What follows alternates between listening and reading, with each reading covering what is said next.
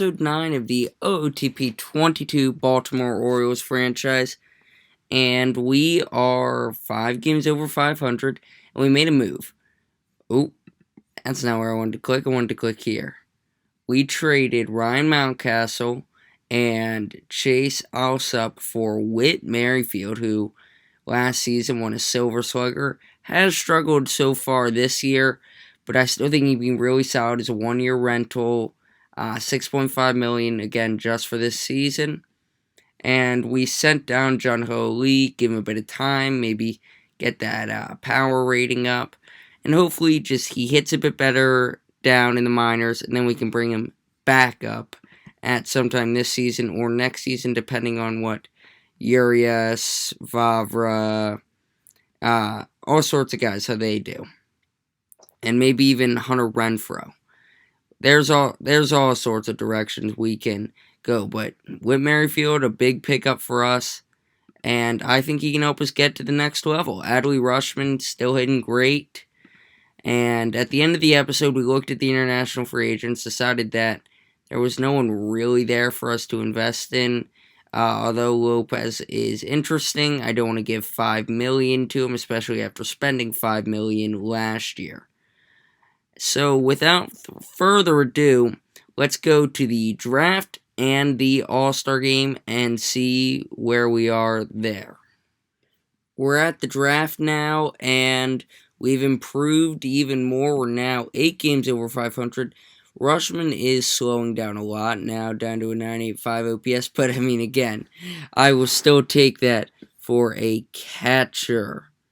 All-Star teams will be announced on the 16th. It is the 11th. The draft is early this year. I thought it would be here where it usually is, but it's not. So we have the first-year player draft, the 10th overall pick. If we look at the OSA mock draft, they have us going with catcher Zion Rose. Don't particularly see it. Caden Wallace is a beast. Let's see who goes first to Miami. And yeah, they just go with Caden Wallace.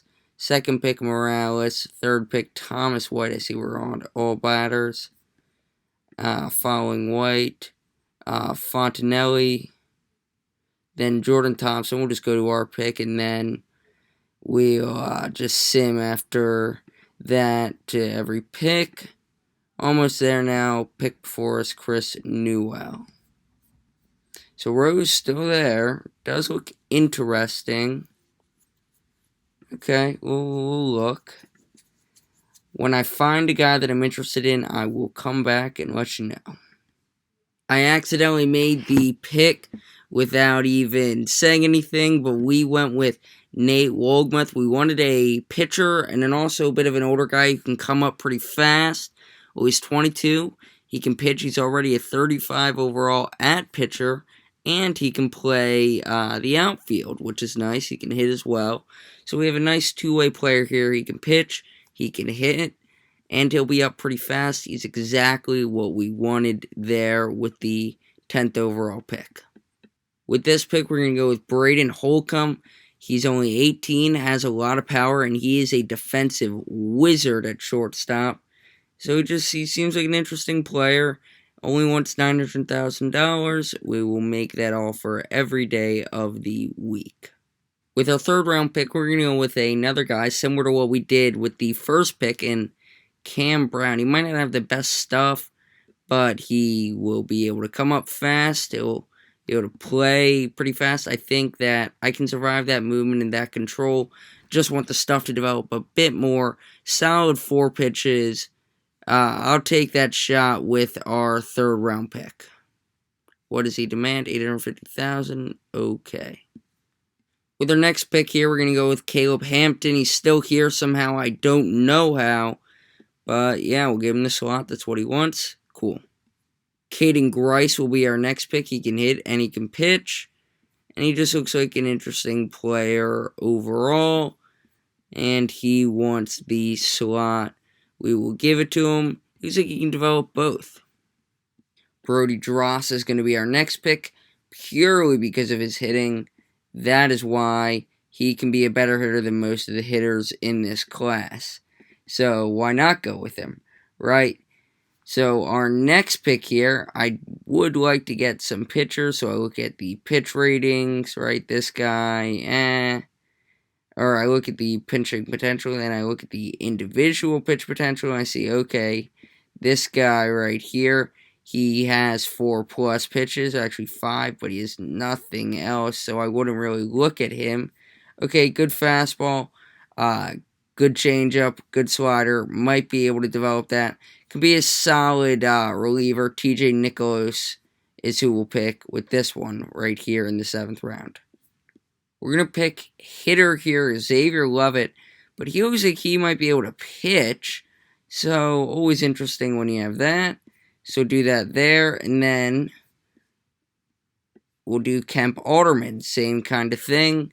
So we got those 2 picks there. We're in the 10th round. This will be the last pick that I show. Maybe Brian Eldridge, maybe Dalton Bark, probably not. Joseph King, that's a no-go there. So, yeah, I was really hoping that I would just, instantly find a guy. There it is. Mac Anglin. He looks like he can be interesting. Bring him in. So then I'll do the rest of the draft on my own. And then next time you see me will be after the draft and probably around the All-Star break. The All-Star game and the Prospects game rosters have been announced. We are now 49 and 41. The draft is over. We had Leon Lopez make it without any stats. Amazing, right? And I believe that is it for the BAL Baltimore.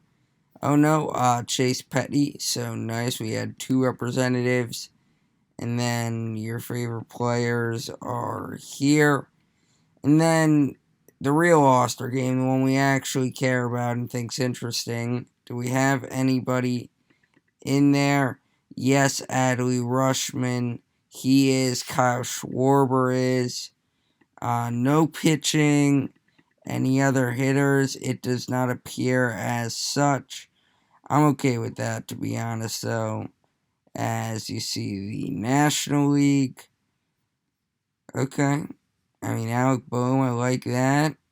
I don't like not seeing my man Bryce, but I like Alec Boehm being in there. So let's go to the trade deadline, see where we are there, and see if any massive First I said moves, then I said moods, like mood swing. So now I'm going to try again. I might just cut this out, but let's see if we need to make any big moves. Okay. We should probably just go there. I had the deadline today, and we made one move. It was a small move, but still a move nonetheless. We traded Kenny Baez for Matt Andres, a solid relief pitcher. Maybe he could be a good opener. He can give you a solid 2-3 innings, right? So, small move, bring in another righty. We have so many lefties. Ooh, Grayson Rodriguez injured. Don't like to see that. So we will sim today and maybe get a diagnosis as batter of the month. We won. I'm scared to see what happens with Grayson. We'll sim today against Boston. We win, and oh no. A torn UCL. That's Tommy John. 11 months.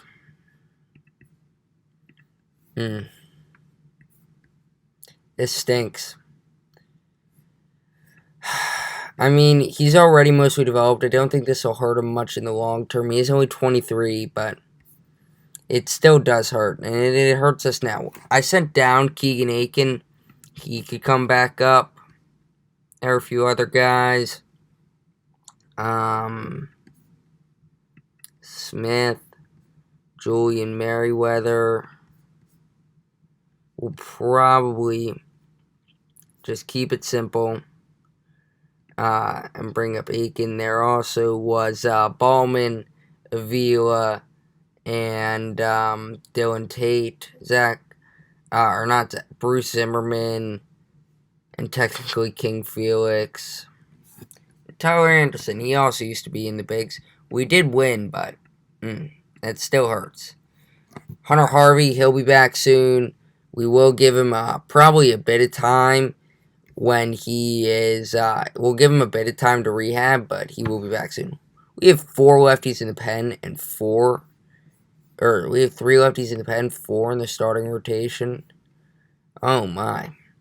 So I'll come back at the end of the month, and hopefully we keep doing better and are in contention, as we are 3.5 out of wild card spot and 10 games out of the division. We're really going to try to fight for that wild card spot. Hi, so it's Future CJ here editing, and I noticed that I forgot to make an outro, so pretty much this is the outro. We'll be back starting next episode at the expansion of the rosters, and probably finish up the season from there. I'm CJ Ambrose 05 or CJ Ambrose saying see you later.